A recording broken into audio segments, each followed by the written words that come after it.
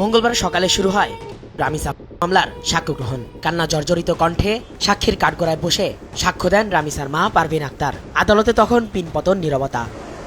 পারভিনের ধারণা ছিল পাশেই চাচার বাসায় গিয়েছিল দুই মেয়ে। কয়েক মিনিট পরেই বাড়িতে ফেরেন বড় মেয়ে। পরে তিনি জানতে পারেন দুই মেয়ে নয়, বড় মেয়ে রাইসা একাই গিয়েছিল চাচার বাসায়। এরপর শুরু হয় রামিসাকে খোঁজাখুঁজি। প্রথমে বাসার নিচতলার একটি অফিস, পরে বাসার দোতলায়ও খুঁজে মেলেনি রামিসাকে।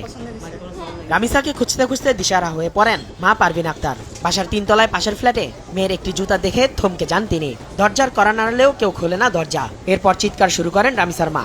চিৎকার শুনে জড়ো হন প্রতিবেশীরা। কাঠগড়ায় দাঁড়িয়ে আবেগঘন কণ্ঠে রামিসার মা বলেন, আমি বারবার স্বপ্নাকে বললাম বোন দরজাটা খোল, কিন্তু সে খোলেনি। এমত অবস্থায় 19 মে সকাল প্রায় 10:15টায় স্ত্রীর ফোন পেয়ে অফিস থেকে তড়িঘড়ি করে বাসায় যান রামিসার বাবা। বাসায় গিয়ে লোকজনের ভিড় দেখতে পান তিনি। আদালতে দেয়া জবানবন্দিতে তিনি আরো বলেন, রামিসার মা আসামি সোহেলের ফ্ল্যাটের দরজার কড়া নাড়ছেন, কিন্তু কেউ দরজা খুলছে না। কোনো উপায় না পেয়ে বাসার নিচ থেকে হাতুড়ি এনে দরজার তালা ভাঙেন রামিসার বাবা আব্দুল হান্নান। ফ্ল্যাটে ঢুকেই কমন রুমে দাগ দেখতে পান তিনি। পরে আসামি সোহেল স্বপ্নার ঘরের দরজা ভেঙে ঢুকেন তারা। দেখতে পান চুপচাপ দাঁড়িয়ে আছে স্বপ্না। টয়লেটে ঢুকে বালতিতে দেখতে পান মেয়ের বিচ্ছিন্ন মাথা। সঙ্গে সঙ্গে অজ্ঞান হয়ে যান তিনি।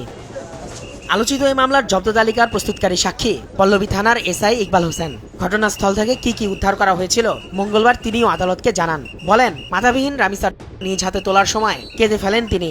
আদালতে সাক্ষ্য দিতে গিয়ে চোখের পানি মুছতে দেখা যায় এসআই ইকবালকে। পরে তিনি সাংবাদিকদের বলেন, রামিসার মস্তকবিহীন উদ্ধারের পর অন্তত 10 দিন ঘুমাতে পারেননি তিনি। রামিসার পাশের বাসায় থাকেন মনির হোসেন। সাক্ষ্যে তিনি বলেন, ঘটনার দিন সোহেলকে জানালা দিয়ে পালাতে দেখেছেন তিনি। সে সময় কয়েকবার চোর চোর বলে চিৎকার করেন সাক্ষী মনির। পরে চেঁচামেচির শব্দ শুনে সেই ফ্ল্যাটে গিয়ে দেখেন রামিসার। পল্লবী থানার এসআই ও জব্দ তালিকার সাক্ষী রাশেদুল ইসলাম আদালতকে বলেন, গ্রেফতারের পরপরই ও হত্যার দায় স্বীকার করে আসামি সোহেল। রাষ্ট্রপক্ষের আইনজীবীরা বলছেন, বিভিন্ন আলামত ধ্বংসেরও প্রমাণ মিলেছে আসামিদের বিরুদ্ধে। 16 জনের সাক্ষ্যে মিলেছে অকাট্য প্রমাণ। আর একদিনেই সাক্ষ্য গ্রহণ সম্পন্নের রেকর্ড গড়ে দেশের বিচার বিভাগ।